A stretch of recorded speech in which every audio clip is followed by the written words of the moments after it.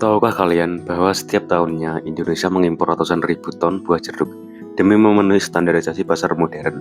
Di sisi lain, petani jeruk lokal kita seringkali terjebak dalam siklus harga anjlok saat panen raya dan kualitas buah yang tidak seragam. Halo, saya Jovan Andrian akan mempresentasikan UAS Matkul Ilmu Usaha Tani dalam bentuk agrivlog usaha buah jeruk.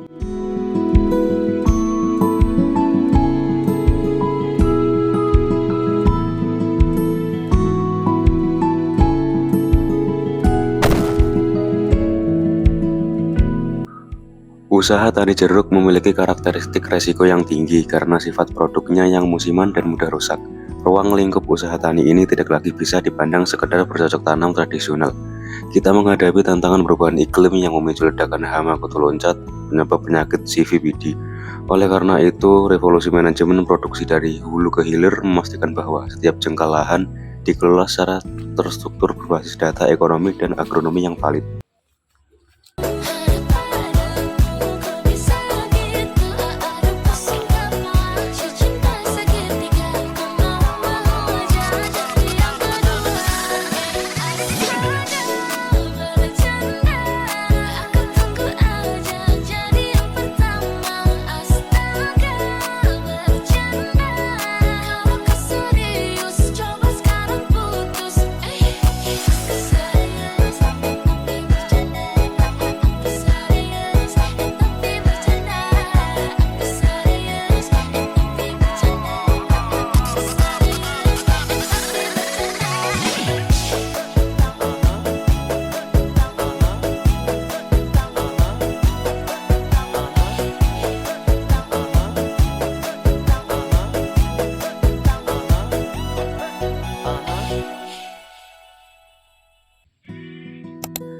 Untuk mengeksekusi visi tersebut, saya membuat bagan model bisnis BMC usaha buah jeruk.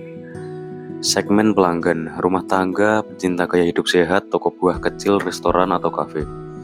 Proposisi nilai, jeruk segar dan manis, kualitas organik dan premium, pengiriman cepat, harga terjangkau.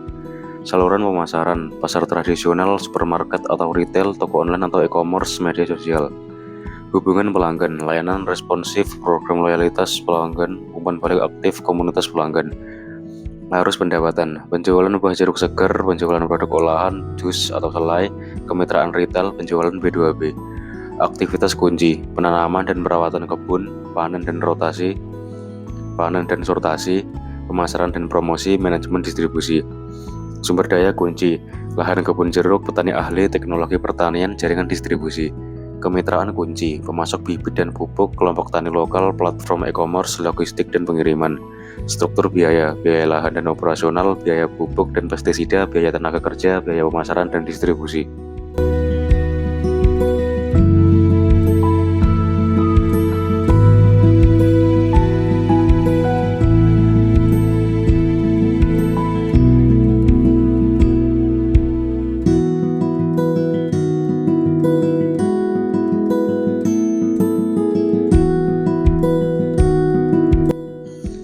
Sesuai dengan prinsip pertanian berkelanjutan, sustainable agriculture, usaha tani ini menerapkan konsep zero waste. Jeruk dengan kualitas super, grade A akan masuk ke pasar segar, grade B masuk ke industri olahan jus, dan jeruk yang afkir dimanfaatkan kembali sebagai ekoenzim serta pupuk organik cair. Kami menjaga kesehatan tanah jangka panjang untuk generasi masa depan.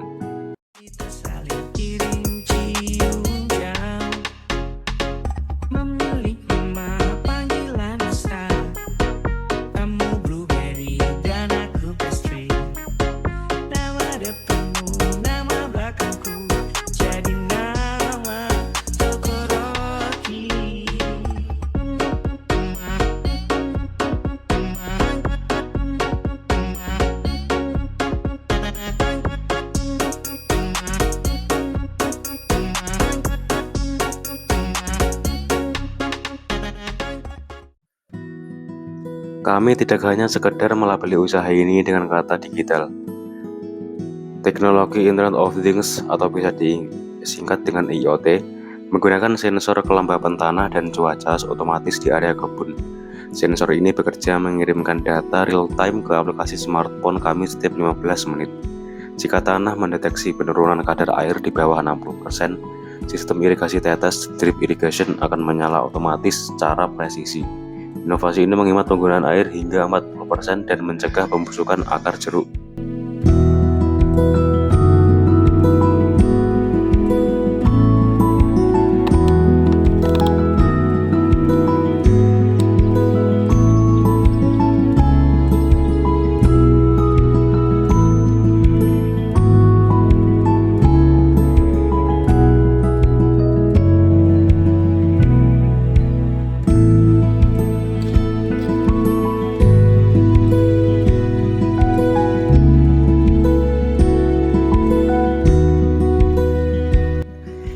Di hilir pencatatan arus kas operasional dilakukan lewat aplikasi berbasis Microsoft Excel untuk memastikan transparansi keuangan. Sedangkan untuk pemasaran, kami mengandalkan strategi omnichannel melalui platform e-commerce, buah segar dan sistem pre-order aplikasi seperti Shopee. Tapi kami sepenuhnya belum sampai ke pemasaran online tersebut. Tapi kami kedepannya akan mencoba membuat akun e-commerce demi kelanjutan jangkauan pasar kita.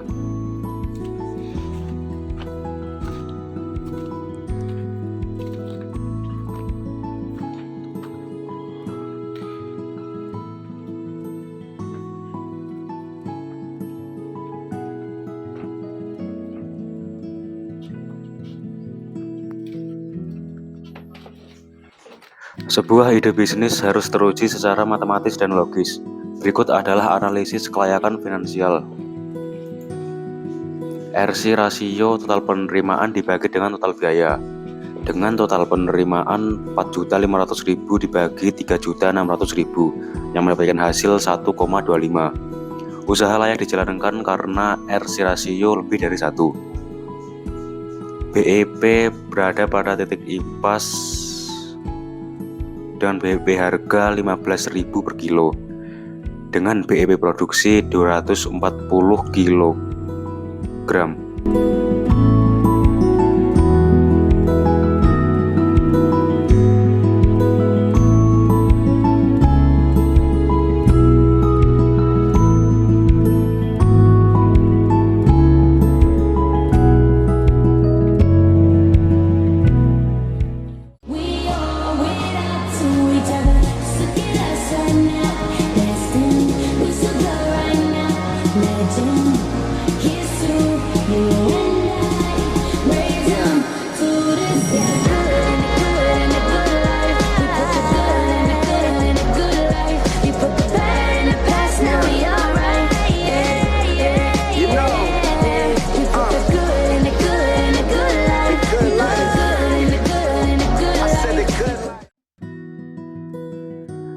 Strategi mitigasi untuk ancaman usaha buah jeruk.